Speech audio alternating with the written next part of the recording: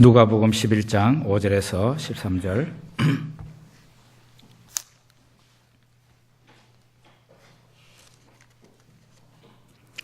우리 같이 읽겠습니다. 또 이르시되 너희 중에 누가 벗이 있는데 밤중에 그에게 가서 말하기를 벗이여 떡 세 덩이를 내게 구워달라. 내 벗이 여행 중에 내게 왔으나 내가 먹일 것이 없노라 하면 그가 안에서 대답하여 이르되 나를 괴롭게 하지 말라. 문이 이미 닫혔고 아이들이 나와 함께 침실에 누웠으니 일어나 내게 줄 수가 없노라 하겠느냐. 내가 너희에게 말하노니 비록 벗됨으로 인하여서는 일어나서 주지 아니할지라도 그 간청함을 인하여 일어나 그 요구대로 주리라. 내가 또 너희에게 이르노니 구하라 그러면 너희에게 주실 것이요 찾으라 그러면 찾아낼 것이요 문을 두드리라 그러면 너희에게 열릴 것이니 구하는 이마다 받을 것이요 찾는 이는 찾아낼 것이요 두드리는 이에게는 열릴 것이니라. 너희 중에 아버지 된 자로서 누가 아들이 생선을 달라 하는데 생선 대신에 뱀을 주며 알을 달라 하는데 전갈을 주겠느냐. 너희가 악할지라도 좋은 것을 자식에게 줄 알거든 하물며 너희 아버지께서 구하는 자에게 성령을 주시지 않겠느냐 하시니라. 아멘. 사실은 요한일서를 강해하면서 요한일서를 설교하기 위해서 준비를 하다가 지난 주일 수요일부터 기도에 대한 강한 압박을 제가 받아서 준비하던 것을 멈추고 기도에 대한 설교를 이렇게 준비를 한 것입니다. 지난 수요 기도회 때 성경 본문에 마르다와 마리아의 이야기를 다루었습니다. 마르다는 예수님을 집에 오시도록 하는데 적극적인 역할을 합니다. 그리고 예수님을 집에다가 모셔놓고 음식을 만들고 있었습니다. 일이 많고 바빴기 때문에 그의 동생 마리아가 거들어주기를 바랬습니다. 그런데 동생 마리아는 예수님 발 앞에 앉아 있었습니다. 마르다가 불평을 하니까 예수님이 뭐라고 대답했습니까? 마리아는 이 좋은 편을 택하였으니 빼앗기지 아니하리라. 마리아가 좋은 편을 택했다고 그렇게 말했습니다. 우리는 이 마리아와 같은 모습이 참 부족하다 그런 생각을 하게 되었습니다. 우리는 세상 일에 바쁩니다. 그래서 예수님 앞에 앉아있지를 못합니다. 심지어는 저 같은 사람 교회 봉사로 바빠서 예수님 앞에 앉아있지를 못합니다. 정작 중요한 것은 예수님 앞에 오래 앉아있는 건데 온갖 일로 바빠서 예수님 앞에 앉아있는 이 일을 제대로 못하고 있다는 것. 이것이 바로 오늘날 우리가 도전받아야 되는 일이고 책망받아야 될 일이다. 그런 생각을 하게 되었습니다. 여러분 지금 1억이라는 돈을 지금 현재 투자하면 내년 이맘때쯤에 3억을 확실하게 벌 수 있어요. 이게 거짓말이 아니고 진짜라면 확실히 그렇게 된다는 그게 있다면 여러분은 투자하시겠습니까? 투자하시겠느냐고. 당연히 투자하지. 그런데 여러분 가운데 1억이라는 돈이 없으면 어떻게 합니까? 빌려서라도 대출을 하거나 빌려서라도 3억이 되는데 1년 후에 3억이 되면은 2억은 내가 갖고 1억 갚아주면 될 거 아니에요. 기도라는 것은 하나님이 보장하는 거예요. 사람이 보장하는 게 아니라 기도라는 것은 하나님이 보장하는 행위입니다. 기도보다 더 확실한 투자는 없어요. 그런데 어떻습니까? 우리는 기도하지 않습니다. 기도해야 될 시간에 TV를 봅니다. 기도해야 될 시간에 침대에 누워 있습니다. 기도해야 될 시간에 시내에서 커피 마시면서 친구와 노닥거리고 있습니다. 기도해야 될 그 아까운 시간에 기도를 안 하고 무엇인가 바빠가지고 쫓아다니고 있다는 거죠. 오늘은 기도하는 자는 하나님께 확실하게 응답을 받는다. 기도하는 자는 하나님의 응답이 확실하다. 이 부분을 함께 묵상하려고 그래요. 저는 수요일 날 마르다와 마리아 이야기를 성경으로 묵상하면서 우리 수요일 날 기도에 참석하신 분들과 나누면서 기도가 끝나고 난 뒤에 계속 제가 기도한 것은, 반복 기도한 것은 그거였습니다. 하나님 아버지, 기도하고 싶어요. 기도하고 싶습니다. 저에게 기도할 힘을 주십시오. 왜냐하면 제가 느끼기에 저한테 기도할 힘이 너무 약하다는 거죠.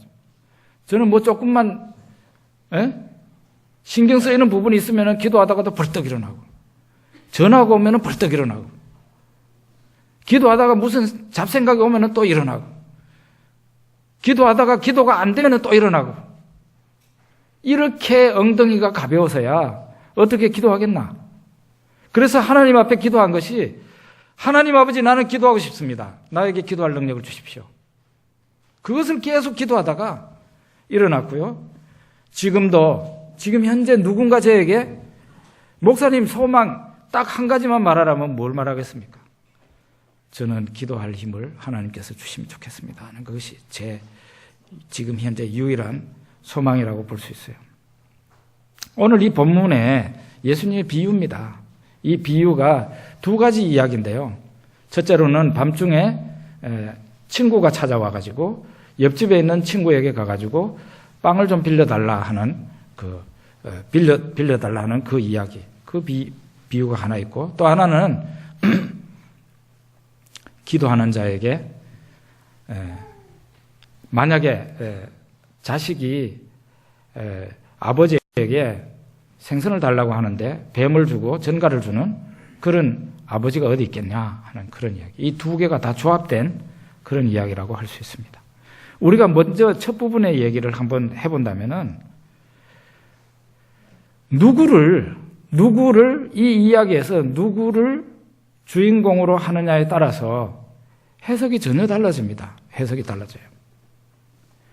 친구의 집에 찾아가가지고 밤중에 손님이 왔습니다. 친구의 집에 찾아가가지고 빵을 좀 빌려달라고 하는 그 사람이 주인공인가? 아니면 옆집에 있는 친구가 와가지고 빵 좀 빌려달라고 할 때 일어나가지고 줘야 되는 그 사람이 주인공인가? 여러분은 주인공이 누구인 것 같아요? 이 이야기에서?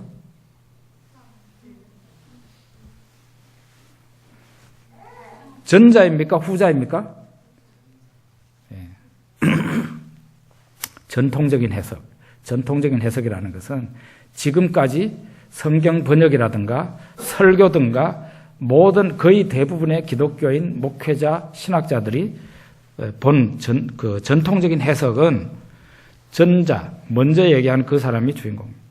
친구의 집에 찾아가가지고 간청하는 그 사람을 주인공으로 봤습니다. 그런데 최근에 많은 성경학자들이 일어나서 이런 해석에 대해서 의문을 제기했습니다. 그건 뭔가 하면은 그들의 말은 성경이 쓰여진 곳이 어디냐 이거예요. 유대 사회잖아요. 중동, 이스라엘, 그 중동 지역이잖아요. 2000년 전에 중동 지역의 생활상을 우리가 이해한다면 그렇게는 해석해서는 안 된다는 거예요.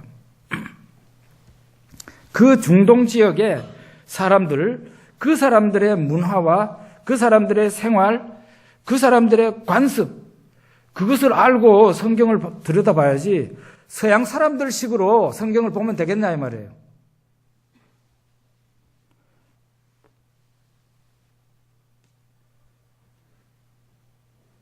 예. 그래서 오늘 이 본문을 가지고 우리가 기도하는데 정말 필요한 것이 무엇인가? 믿음을 가져야 되는데 어떤 믿음을 가져야 될까? 한번 생각해 봅시다. 5절에서 7절 보면은 제가 읽어볼게요. 또 이르시되 너희 중에 누가 벗이 있는데 밤중에 그에게 가서 말하기를 벗이여 떡 세 덩이를 내게 구워달라. 내 벗이 여행 중에 내게 왔으나 내가 먹일 것이 없노라 하면 그가 안에서 대답하여 이르되 나를 괴롭게 하지 말라. 문이 이미 닫혔고 아이들이 나와 함께 침실에 누웠으니 일어나 너에게 줄 수가 없노라 하겠느냐. 잠자는 사람을, 잠자고 있는 사람을 깨운다는 것은 현대인들에게는 매우 어려운 일이고 매우 신뢰되는 일입니다. 그렇지만 고대 사회에서는 이것은 그렇지가 않습니다. 고대 사회에는 기본적인 예의라는 게 있었는데요. 그건 뭔가 하면은 고대 사회에서는 이웃 사람이 부탁하면은 거절할 수 없다는 것도 있었고 또 어떤 경우에는 한밤중에라도 찾아가가지고 부탁하면 그것을 대단히 신뢰가 되는 일로는 여기지 않고 아주 행실이 나쁜 사람까지는 생각하지 않고 좀 불편하지만 얼마든지 일어날 수 있는 일로 받아들였다는 거죠. 그래서 고대 사회에서는 이웃 사람이 밤중에 와가지고 부탁하면은 거절할 수가 없어요. 그게 고대 사회 사람들이 가지고 있었던 예의 규범입니다. 그런데 오늘 이 본문에 보면은 단순한 이웃이 아닌 친구가, 이웃에 있는 친구가 친구를 찾아와가지고 부탁합니다. 그러면은 더더욱 거절할 수가 없는 것이죠. 왜냐하면은 이게 바로 고대 사회에 사람들이 가지고 있었던 예의이기 때문에 그런 것이에요. 그리고 여기 5절에 보십시다. 또 이르시되 너희 중에 누가 벗이 있는데 밤중에 그에게 가서 말하기를 벗이여 떡 세 덩이를 내게 구워달라. 친구의 부탁은 떡 세 덩이를 빌려달라는 것입니다. 여러분 이거 쉬운 일입니까? 나쁜 일입니까? 어려운 일입니까? 한국 사람은 대답하기 힘들어요. 왜냐하면 일반적으로 떡을 준비하고 있는 집이 글쎄 요즘 냉장고 안에 많이 들었을라나요? 한국 사람들이 먹는 떡을 생각하면 안 돼요. 이게 성경에는, 우리말 성경에는 지금 떡으로 번역이 되어 있는데 정확하게 번역을 하자면 예수님이 오병 이어 그 기적을 할 때 들고 축사하셨던 그 빵하고 똑같은 거거든요. 그 빵은 밀가루로 길게 전처럼 만들어서 딱딱하게 굳어져 있는 그런 종류의 밀가루 혹은 보리빵입니다. 이거는 그냥 아무리 이렇게 놔둬도 부패가 잘 안 되는 거예요. 이런 거를 일반 가정에서는 주식으로 하고 있었어요. 우리가 밥 먹듯이 그 사람 유대인들은 그렇게 쌓아놓고 먹는 겁니다. 그래서 어느 집에 가든지 그런 것이 항상 준비가 되어 있는 거예요. 그 준비가 되어 있는, 넉넉하게 준비가 되어 있는 이웃집에 가가지고 그거를 3개만 빌려달라고 하는 것이니까 그것은 그 친구의 부탁은 어려운 부탁이 아니죠. 어려운 부탁이 아닙니다. 우리가 하나님 앞에 기도드리는 내용을 한번 생각해 봅시다. 대부분이 우리는 힘들고 어렵고 불가능한 벽에 부딪혀서 그런 것 때문에 하나님 앞에 기도합니다. 어떤 사람은 하나님 아버지 우리 회사의 부도를 좀 막아주세요. 부도를 막아달라고 했다. 어떤 사람은 불치의 병이 걸려서 암이 걸려서 하나님 아버지 내 몸에 암을 좀 고쳐주세요. 전부 다 우리들에게는 힘들고 이게 불가능한 일들이에요. 불가능. 그렇지만 어떻습니까? 보리떡 빵 3개를 빌려주는 것하고 똑같이 아주 쉬운 일이라는 거예요. 하나님께는. 적어도 하나님께는 우리가 부탁하는 어려운 일이 조금 더 어려운 일이 아니라 식은 죽 먹기다. 이 말이에요. 그래서 하나님께서는 우리의 기도를 못 들으실 이유가 전혀 없다는 것이죠. 자, 그러면은 하나님께서 또 우리의 부탁을 꼭 들어주셔야만 될 다른 이유가 있는데요. 그것은 뭔가 하면 8절에 나옵니다. 내가 너희에게 말하노니 비록 벗됨을 인하여서는 일어나서 주지 아니할지라도 그 간청함을 인하여 일어나 그 요구대로 주리라 그랬어요. 아까도 말씀드린 바와 같이 이 이야기의 주인공을 누구로 보느냐에 따라서 얘기가 많이 달라지게 돼요. 우리는 그동안 전통적인 방식에 의해서 밤중에 친구가 찾아오는 바람에 그 친구에게 대접할 빵이 없어가지고 이웃집 친구에게 가가지고 부탁하는 그 사람을 갖다가 주인공으로 보니까 친구가 가가지고 밤중에 자니까 문을 잘 안 열어주니까 간청을 해야 되고 이런 환경을 설정한 겁니다. 그런데 만약에 후자 친구가 찾아왔다고 옆에 있는 친구가 내한테 찾아왔어요. 찾아와가지고 지금 잠자고 있는 나를 깨우고 있는 이 나를 갖다가 주인공으로 보게 될 때는 이 이야기가 이게 판이 많이 달라지게 돼요. 어떤 부분이 영향을 많이 받게 되느냐 하면은 8절에 대한 해석이 영향을 많이 받게 돼요. 주인공을 누구로 보느냐에 따라서 이 간청함을 인하여, 그 간청함을 인하여라는 이 간청이라는 말을 해석하는 그 단어가 해석이 많이 달라지게 됩니다. 제가 성경 번역들을 봤더니 정말로 다양했습니다. 여러분도 기회가 있으면 한번 찾아보십시오.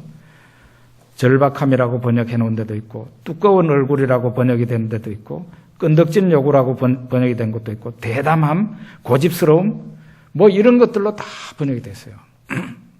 우리말 성경은 거의 대부분 다 이런 범주 내에서 번역을 했습니다. 그런데 도대체 이 간청이라는 말의 원문은 무슨 뜻일까? 이 아나데이아라는 말인데 이 아나데이아라는 말은 무슨 뜻일까요? 아쉽게도 성경에서 단 한 군데 여기만 쓰여진 단어예요. 만약에 다른 데서도 이 아나데이아라는 말이 쓰여졌으면 좀 유추를 해가지고 이게 이런 뜻인갑네 하겠는데 그게 없다는 거예요. 자, 이런 경우에는 어떻게 이 뜻을 찾아내야 될까요? 성경에는 요 한 군데만 나온다. 그럴 때 찾아내는 방법이 있는데요. 그게 뭔가 하면은 고대 그리스에 문헌들이 있어요. 책들이 있어요. 문서들이 있어요.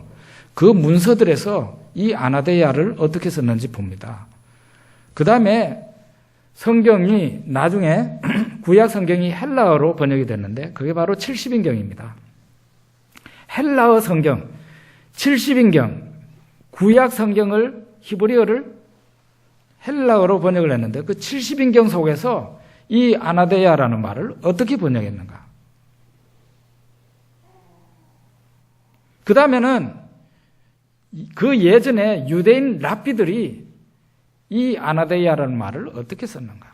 그거를 보니까 그들은 이 단어를 어떻게 썼는가 하면 수치 없고 염치가 없는 경우 썼고요. 부끄러움을 당하지 않기 위함 이런 식으로 대체로 썼다는 거예요. 부끄러움을 당하지 않기 위함. 만약에 부끄러움을 당하지 않기 위함이라는 걸 가지고 8절을 다시 한번 우리식으로 한번 해석을 해보자면 이렇게 얘기가 되는 거예요. 내가 너에게 말하노니 비록 벗됨을 인하여는 일어나 주지 아니할지라도 부끄러움을 당하지 않기 위해서는 일어나 그 요구대로 주리라. 이렇게 되는 겁니다.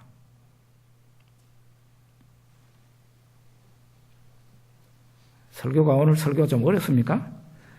예, 잘 따라오시기 바랍니다. 이게 굉장히 중요한 본문이라서 잘 따라오시기 바랍니다.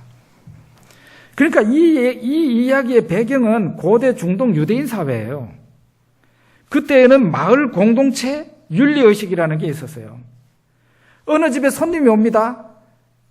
그러면은 그 손님을 그 집의 손님만으로 생각을 하지 않고 그 마을에 들어온 손님으로 생각을 했어요. 고대 사회에서는. 그리고 이 손님이 자기 마을에 들어왔으면은 잘 대접을 해가지고 보내야만 되는 거예요. 여러분, 대표적인 예가요, 아브라함입니다. 아브라함이 장막문에 이렇게 앉아 있었는데 여행객 셋이가 앞으로 지나가고 있었어요. 현대인들 같으면 어떻게 합니까? 저 사람들 낯선 사람들인데 어디 가는갑네 하고는 그냥 물끄러미 쳐다볼 겁니다. 인사성 밝은 사람은 아이고 어디 가십니까? 이 정도일 겁니다. 그런데 고대 사회의 사람인 아브라함은 어떻게 했습니까? 쫓아나가가지고 그 사람들 자기 집에 와서 쉬었다 가라고 그럽니다. 그 세 사람한테 와가지고 발도 씻으시고 나무 그늘에서 푹 쉬십시오. 그리고 내가 맛있는 요리를 해가지고 오겠습니다. 해가지고 송아지 짐승을 잡아가지고 그 사람들, 그 낯선 사람들이에요. 그 사람들 앞에 진열해서 먹고 가라고. 그 세 사람이 다 먹고 가면서 그 중에 한 사람이 내가 아브라함에게 내가 하려는 일을 숨길 수가 없네 하고는 얘기를 하는데 그 한 분이 하나님이셨고 두 사람은 천사였어요. 소돔성으로 가는 천사였어요. 우리가 여기에서 보게 되면은 고대 사회가 얼마나 이 대접이라는 것을 중요하게 생각했는지 알 수가 있어요. 네. 그런 사회에 어느 집에 밤중에 손님이 왔는데 여행 중에 왔는데 밥을 내놔야 되는데 빵을 내놔야 되는데 빵이 없는 거예요. 그러니까 이거 어떻게 해야 되겠습니까? 손님 대접은 해야 되겠고 할 수 없이 옆집에 있는 친구한테 가가지고 문을 두드리면서 부탁을 하는 겁니다. 그럼 부탁을 하면은 어느 놈이, 예수님의 얘기는 그거예요. 어느 인간이 밤중에 와서 문 두드린다고 다 잠자고 있다고 안 일어나겠나 이거예요. 반드시 일어나서 주게 돼 있다는 거예요.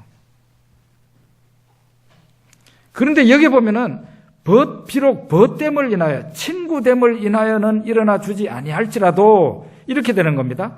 내가 너에게 말하노니 8절 내가 너에게 말하노니 비록 친구됨으로 인하여서는 일어나서 주지 아니할지라도 부끄러움을 당하지 않기 위해서는 일어나 그 요구대로 주리라. 이렇게 해석이 되는 겁니다. 도대체 무슨 부끄러움이죠? 만약에 나 지금 잠잡니다. 당신 사정하고 내 사정하고는 다르니까 나는 일어날 수 없습니다. 이렇게 해서 만약에 빵 3개를 안 빌려줬다. 그렇게 되면은 그 안 빌려준 그 사람은 마을 사람들에게 아주 큰 부끄러움을 당하게 된다는 거죠. 그런 마을 사람들에게 인간 대접을 못 받는다는 거예요. 그런 수치를 당하지 않으려면은 일어나야 된다는 것이고, 마을 사람들에게 왕따를 당하고 부끄러움을 당하지 않으려면은, 인간 말종이라는 소리 안 들으려면은 일어나서 줘야 된다는 거예요.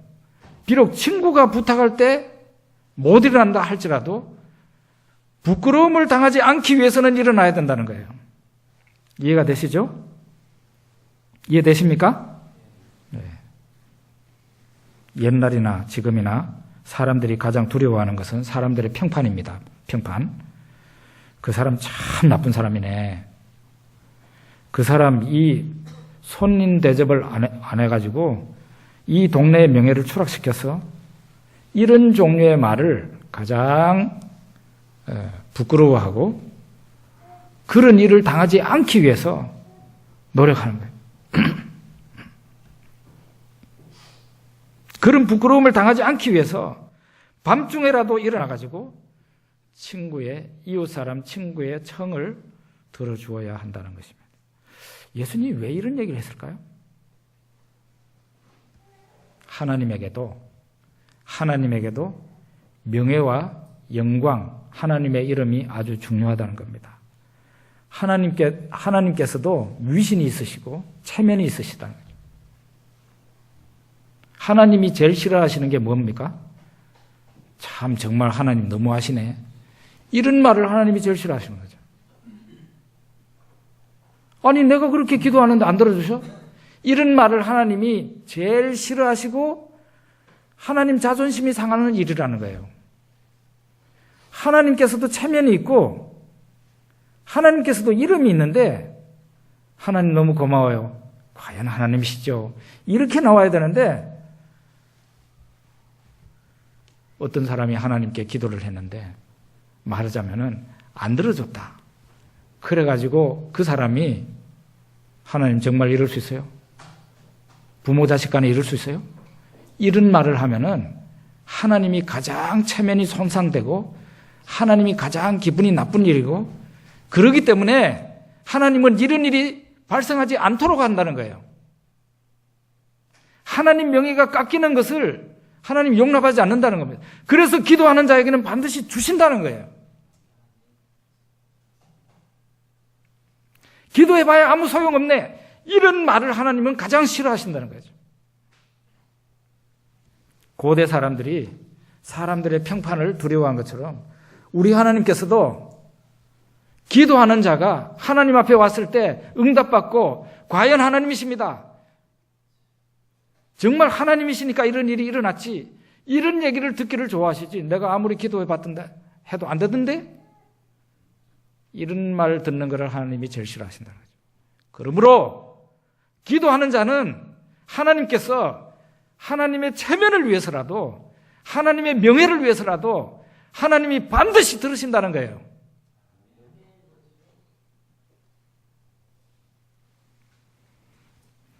그래서 우리는 요한일서 5장 14절 말씀을 생각할 수 있는 겁니다. 그를 향하여 우리의 가진 바 담대함이 이것이니 그의 뜻대로 무엇을 구하면 들으심이라. 그의 뜻대로 무엇을 구하면 들으심이라. 요한복음 14장에는 너희가 내 이름으로 무엇을 구하든지 내가 시행하리라. 이거는 예수님이 명예를 걸고 하는 말이에요. 예수님의 위신을 내걸고 체면을 내걸고 이름을 내걸고 하는 말이라 이 말이에요. 기도하면 응답받습니다. 근데 왜 기도를 안 해요? 이런 걸 안 믿었으니까 기도를 안 하는 거지. 이런 걸 안 믿었으니까. 저는 이런 것을 알기 때문에 기도합니다. 아주 제 기도는 간단해요. 아주 제가 생각할 때 어렵고 힘든 기도일수록 저는 하나님 앞에 이렇게 기도합니다. 하나님, 제가 누구죠?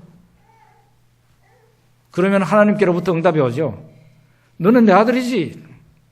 그리고 하나님은 누구십니까? 너의 아버지지.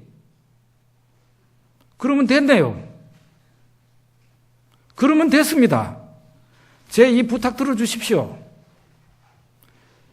하나님의 자녀가 부탁을 하는 건데 들어주셔야 되지 않겠어요? 말이 되죠? 하나님은 하나님의 이름을 걸고 하나님의 명예를 걸고 그 기도를 들어주시겠다는 겁니다. 조지 뮬러라는 사람은 예전에 고아의 아버지였어요. 어떨 때는 수천 명의 고아를 기도로 먹여 살렸어요. 조지 뮬러는 무려 5만 번 이상이나 기도 응답을 받았다고 얘기를 합니다. 뮬러가 지은 기도에 대한 노래가 있는데요. 이런 가사가 있더라고요. 기도를 시작하세요. 하나님이 기도를 가르쳐 주십니다. 낙심하지 마세요. 하나님은 열매를 보여주십니다. 항상 기도하세요. 하나님은 열매를 열리게 해주십니다. 자주 하나님께 찾아가세요. 하나님은 자주 응답해 주십니다. 일평생 기도하세요. 하나님은 일평생 도와주십니다. 그리고 영원히 함께 하십니다. 이런 얘기를, 이런 노래를 조지 뮬러가 불렀다고 그럽니다. 기도할 수 있죠? 그리고 오늘 이 본문에 보면 기도하는 자에게 우리 하나님은 항상 좋은 것을 주신다 그랬어요. 9절에서 보면은 내가 또 너희에게 이르노니 구하라 그러면 너희에게 주실 것이요 찾으라 그러면 찾아낼 것이요 문을 두드리라 그러면 너희에게 열릴 것이니 10절에 구하는 이마다 받을 것이요 찾는 이는 찾아낼 것이요 두드리는 이에게는 열릴 것이니라. 너희가 13절에 너희가 악할지라도 좋은 것은 자식에게 줄 줄 알거든. 하물며 너희 하늘 아버지께서 구하는 자에게 성령을 주시지 않겠느냐 하시니라. 이렇게 우리 예수님은 기도하는 자에게 응답이 있다는 것을 말씀하고 계시는데 기도 안 하실 거예요? 뭐 여러분들에게 혼낼 필요가 전혀 없는 사람인데 제가 기도를 잘 안 하니까요. 저는 지금 제 자신에게 굉장히 실망하고 있는 중이에요. 제가 교회에서 한 일주일에 절반 정도를 자는데 잔다고 해서 기도를 많이 한 것은 아니었어요. 그냥 제 영혼이 안 죽을 만큼만 기도했던 것 같아요, 제 생각에. 근데 이제부터는 달라지려고 합니다. 제가 초신자 시절에 새벽 기도로 성이 안 찼어요. 그래서 새벽에도 가가지고 1시간만 기도하는 게 아니라 밥 먹기가 싫을 정도로 2시간, 3시간을 기도하고 밤 10시만 되면 또 나가가지고 또 1시간 이상 기도를 하고. 제가 이렇게 찾아보니까 제만큼 기도를 많이 하는 사람은 많지 않더라고요. 기도하는 사람이 많지 않았어요. 그런데 지금은 어떠냐? 안 죽을 만큼만 기도하고 있다 이 말이에요. 이래가지고 되겠냐? 저도 정신을 차리려고 생각하고요. 여러분도 기도하는 사람이 되시기를 바랍니다. 우리의 기도에 있어서 가장 큰 문제가 뭡니까? 첫째로는 절박함이 없다는 것이고 두 번째로는 끝까지 매달리지 않는다는 거예요. 절박함이 없어요.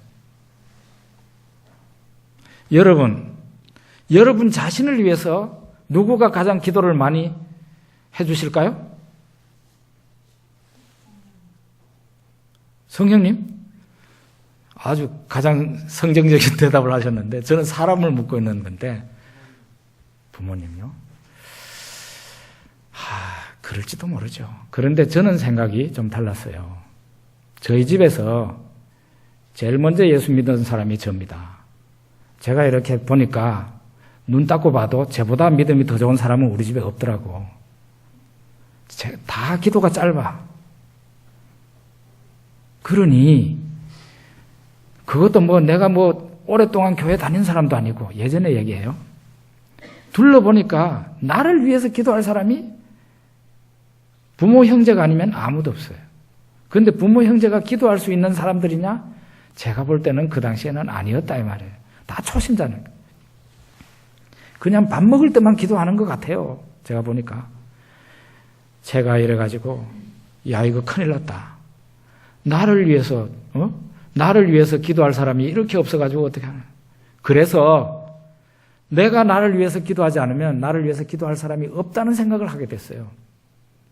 그래서 새벽에도 찾아가서 기도하고 밤에도 가서 하나님 앞에 가서 기도하고.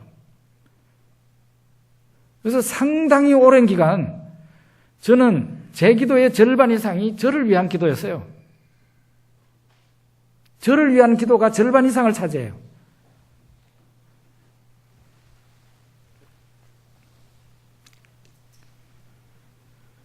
그 기도하면서 지금까지 왔는데 지금은 안 죽을 만큼만 기도하고 있는 거죠.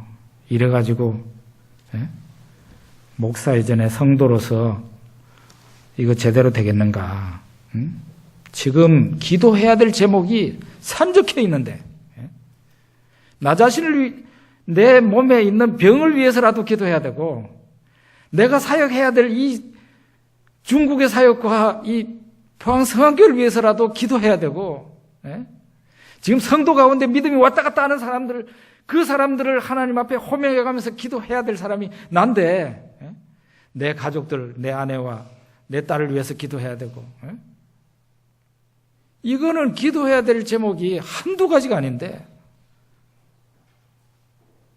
여러분 나라와 민족을 위해서도 기도 많이 해야 되죠. 요즘 우리가 진짜 너무 자주 놀라가지고 왜 이런 일이 일어나야 되나 할 정도로 깜짝 놀랄 만한 일이 우리 사회에서 우리나라 안에서 막 터지고 있잖아요. 우리가 기도해야 될 제목인데 기도하지 않고 있다 이 말이에요.